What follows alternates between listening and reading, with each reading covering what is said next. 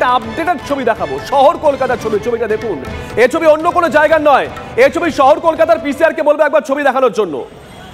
শহরের বুকে আজকে চলেছে বুলডোজার। আজ বেহালায় দিকে দিকে ভাঙাভাঙির শব্দ, অথচ গত বছর জুলাইতেই তো কলকাতার মেয়র বলেছিলেন এই ভেঙে দাও, গুড়িয়ে দাও, তাতে তারা বিশ্বাসী নন। ফিরহাদ হাকিম কি বলেছিলেন ঠিক 1 বছর আগে, একবার মনে করাই। বুলডোজার দিয়ে জোর জবরদস্তি ভেঙে দাও, গুড়িয়ে দাও, আমরা এটা মানি না। গড়ছি গড়বো, এটাই আমাদের স্লোগান, কিন্তু ইল্লিগাল নয়, লিগালি গড়ছি গড়ব। চারিদিকে শুধু এই ভাঙাচোরা শব্দই নয়, দিকে দিকে আজকে সকাল থেকে প্রতিবাদও শোনা গেছে। শুনুন। দিদি আগে কেন বলেছিল যে তোমরা মুড়ি ঝালমুড়ি বিক্রি করো, তোমরা চানাচুর বিক্রি করো, ঘুগনি মুড়ি বিক্রি করো, তার পারমিশনটা পেয়েই তোমরা দোকানদারি করছি। লোকসভা হয়েছে, বিধানসভা আছে, মুখ্যমন্ত্রী জানে, বিধানসভা এখনো আছে। ভোটে উঠেছে তো ব্যাস, বিধানসভা এখনো আছে। বিধানসভা ভোট আছে সামনে, চাপ নেই। বিধানসভা ভোট আছে সামনে, আমরাও বুঝে নেবো।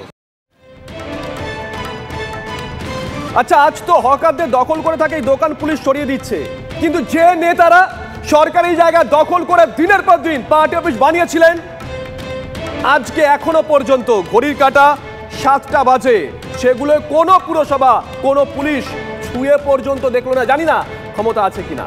আরেকটা ছবি দেখাই, বেহালার ছবি। কয়েক বছর আগে এই বেহালার ম্যানশনেই ফুটপাতের ওপরে গজিয়ে উঠেছিল তৃণমূল কংগ্রেসের পার্টি অফিস। ছবি দেখতে পাচ্ছেন। এখানে বসে জনসংযোগ সারতেন তৃণমূল কংগ্রেসের তৎকালীন মহাসচিব পার্থ চট্টোপাধ্যায়। আজ বেহালার এক প্রান্তে যখন কলকাতা পুরসভা বুলডোজার চালাচ্ছে, অন্য প্রান্তে পার্থর এই পার্টি অফিস কেউ ছুঁয়েও দেখলো না। জানি না, হয়তো ছুঁতে চাইলো না। বেহালা ম্যান্টনে এখনো কিন্তু প্রাক্তন শিক্ষামন্ত্রী পার্থ চট্টোপাধ্যায়ের যে পার্টি অফিস, সেই পার্টি অফিস কিন্তু ফুটপাত দখল করেই রয়েছে। তিনি যখন ক্ষমতায় ছিলেন তখন তিনি এই পার্টি অফিসে এসেই কিন্তু জনসংযোগ করতেন, কিন্তু এখনও কিন্তু সেই পার্টি অফিস রয়েছে। যদিও পার্টি অফিস কিন্তু দীর্ঘদিন ধরে তালা মারা অবস্থায় রয়েছে। সাধারণ লোক এবং বিরোধীরা কিন্তু প্রশ্ন তুলছে, যখন ফুটপাত থেকে বেদখল করা হচ্ছে সমস্ত বেআইনি দোকান, তখন কেন পার্থ চট্টোপাধ্যায়ের পার্টি অফিস ফুটপাত দখল করে থাকবে? বেহালা ম্যান্টন থেকে সৌভিক সরকার, টিভি 9 বাংলা। দেখলেন তো, এটা খুব পরিষ্কার নেতার পার্টি অফিস ছোঁয়ার ক্ষমতা হয়তো পুলিশ পুরসভা কারণ নেই। যদি থাকতো তাহলে বেহালের এক প্রান্তে যখন আজকে ওই ভেঙে দাও, গুড়িয়ে দাও চলছে, অন্য প্রান্তে পার্থ চট্টোপাধ্যায়ের পার্টি অফিস রাস্তার উপরে এভাবে বেআইনিভাবে থাকতে পারতো না। নেতা বাদ দিন, নেতার যারা অনুগামী আছেন, নেতার যারা ঘনিষ্ঠ আছেন, তাদের কি কিছুতে পারছে পুলিশ পুরসভা? শিলিগুড়ির ছবি দেখাবো, যেখানে অনিয়মটাই বোধহয় কার্যত নিয়ম হয়ে দাঁড়িয়েছে।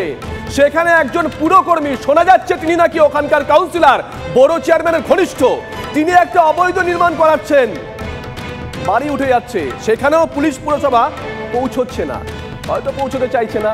দেখুন। শিলিগুড়ি হাত বাড়ালেই যেখানে বেআইনি নির্মাণের অভিযোগ। নবান্নের বৈঠকে এই নিয়ে একের পর এক প্রশ্ন তুলেছিলেন মুখ্যমন্ত্রী। এবার সেখানে বেআইনি নির্মাণের অভিযোগ উঠল তৃণমূল কাউন্সিলর ঘনিষ্ঠ এক পুরকর্মীর বিরুদ্ধে। শিলিগুড়ি পুরসভার 25 নম্বর ওয়ার্ডে বিনা অনুমতিতে এই নির্মাণ ঘিরেই যত বিতর্ক। সামান্য এক ফালি জমির উপর এভাবে পুরসভার যে নিয়ম নীতিকে তোয়াক্কা না করে ভবন নির্মাণ করা হচ্ছে। কোনো ওয়ার্ড বা বড় এলাকায় অবৈধ নির্মাণ হলে তা রোখার কথা পুরকর্মী, তা তো হয়নি, বরং পুরকর্মীর নিজের জায়গাতেই চলছে বেআইনি নির্মাণ। দোতলার পার্ট আমার ছিল না, দোতলার প্ল্যানও ছিল না, প্ল্যানই ছিল দোতলার প্ল্যান, মানে বানানোর কোনো আমার উদ্দেশ্য ছিল না, প্ল্যানও নাই। যদি ইনলিগাল থাকে সেটুকু ভেঙে দেব। মাত্র 100 বর্গফুটের জায়গায় তৈরি হচ্ছে দোতলা ঘরও। অভিযোগ, পুরকর্মী নিজের জায়গাতেই তৈরি করেন অবৈধ নির্মাণ। প্রশ্ন উঠছে, পুরকর্মী ঘনিষ্ঠ হওয়ায় দেখেও চোখ বুজে কাউন্সিলর? আমাকে বাস্তুকাররা ফোনে জানালো কাজটা বন্ধ করেছি, উপরে 2টা কলম উঠেছে, সেটা ভাঙার জন্য অলরেডি বলে দেওয়া হয়েছে। বেআইনি নির্মাণকে হাতিয়ার করে তৃণমূল পরিচালিত বোর্ডকে তুলোধনা করেছেন বিজেপি বিধায়ক। ঘনিষ্ঠ আর উনি মানে জানেন না, এটা হতে পারে না। তাহলে ওনার মদতে হচ্ছে। এই সব নিয়ে আমি কলকাতায় গিয়ে রাস্তায় বসবো, নতুন কোনো করতে দেব না, এবং পুরনো যেগুলো এই ধরনের খুবই দৃষ্টিকটুভাবে আছে চোখের সামনে, আমরা কিন্তু ফেজ ওয়াইজ ম্যানারে করছি। টিভি 9 বাংলার কাছ থেকে খবর পাওয়ার পর তড়িঘড়ি ইঞ্জিনিয়ারদেরকে এই যে নির্মাণ কাজ, সেই নির্মাণ কাজ দেখতে পাঠানো হয়। তাদের দেওয়া রিপোর্টের ভিত্তিতেই অ্যাকশান হবে এবং উপরের যে পিলারগুলো নির্মাণ করা হয়েছে দ্রুত সেই পিলার ভেঙে দেওয়া হবে। ক্যামেরায় দীপায়নের সঙ্গে প্রসেনজিৎ, TV9 বাংলা, শিলিগুড়ি। উত্তরবঙ্গ থেকে দক্ষিণবঙ্গে ফিরি, প্ল্যান সিটি বিধানচন্দ্র রায়ের স্বপ্নের নগরী কল্যাণী, সেখানেও ঘোর অকল্যাণের ছবি ধরা পড়েছে।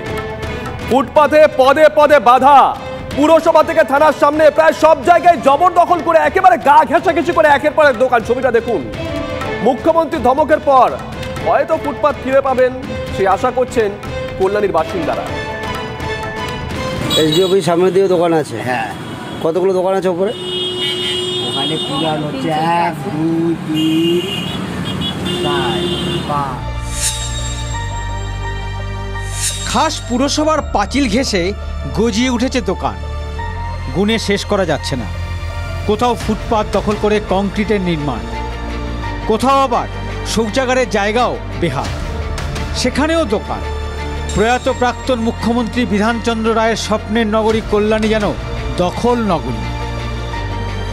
কল্যাণী থানা হোক বা পুরসভা কিংবা মহকুমা শাসকের দপ্তর, সরকারি জায়গা দখল করে চলছে খাবার ও চায়ের দোকান। এলাকাবাসীর অভিযোগ, দখলদারদের এমনই দাপট যে দোকান ভাঙতে গিয়েও ফিরতে হয়েছে পুরকর্মীদের। পুরসভার ভূমিকা নিয়ে প্রশ্ন তুলেছেন তারাই। রাস্তার পাশে এইভাবে দোকান আমাদের নিজেরা আর কি পিলার দিয়ে করে নিছে। এই নতুন যখন বসছে তাহলে পৌরসভা থেকে কোনো বাধা দিচ্ছে না? দিছিল বাধা, তবু আবার ব্যয় করে বসছে। কল্যাণী পৌরসভাকে বুড়ো আঙুল দেখিয়ে এইসব চলছে, রমরমা মানে ফুটপাতের উপরে কংক্রিট দোকান হয়ে যাচ্ছে। কীভাবে কংক্রিট দোকানগুলো হচ্ছে, পৌরসভা কী ব্যবস্থা নিচ্ছে দেখছে না কেন? এইসব বছরের পর বছর, দশকের পর দশক ধরে ফুটপাত চুরি করে চলছে ব্যবসা। নজরদারিতে পুরসভার টাস্ক ফোর্সও আছে, কিন্তু কাজ যে কিছুই হয়নি তা স্পষ্ট। আমাদের স্টাফ ফোর্স যেটা আছে তারা প্রতিদিন ঘুরে ঘুরে দেখেন, তবুও যদি দুটো একটা থেকে থাকে সেগুলো আমরা কিন্তু পরিষ্কার করে ফেলবো। তাদেরও যাতে কর্মসংস্থানে কোনো ব্যাঘাত না ঘটে, তা সেটাকে সুরক্ষিত রেখে কিভাবে কল্যাণী শহরকে আরও পরিষ্কার পরিচ্ছন্ন করা যায় সেটা আমরা নিশ্চয়ই দেখব। মুখ্যমন্ত্রীর হুঁশিয়ারি, তাহলে এবার কি ফুটপাত মুক্ত হবে কল্যাণী? পরিকল্পিত শহর পুরনো চেহারায় ফিরবে? অন্তত মুখ্যমন্ত্রীর ধমকের পর আশায় কল্যাণীবাসী। নদিয়া থেকে মহাদেব কুণ্ডুর রিপোর্ট, TV9 বাংলা।